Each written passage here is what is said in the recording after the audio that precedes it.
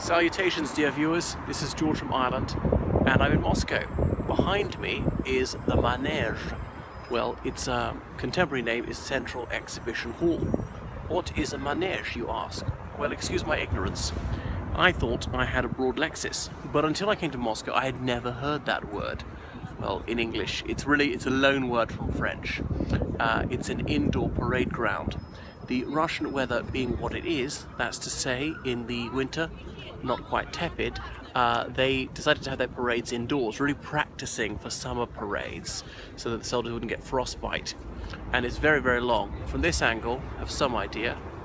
Over 200 meters long, this building, pretty wide. Try to estimate it.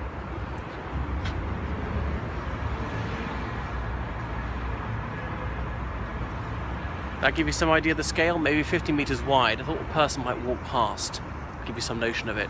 So soldiers and horses would be in there practicing for their summer parades.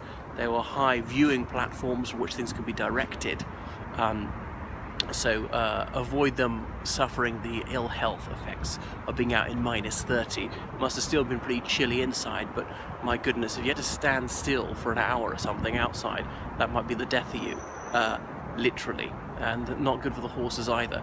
So there we are. The roof isn't that high considering how big the area is, because of course that would make the place even colder. Then it had fires. So now it's used for exhibitions, as the name suggests, and I was in there for some, there was sort of jazz on, and there were all sorts of little exhibits going on the other day, so it varies, it's not a fixed thing. Now, you probably can't quite make it out, but if you're much closer, you'll be able to see above the door, the frescoes.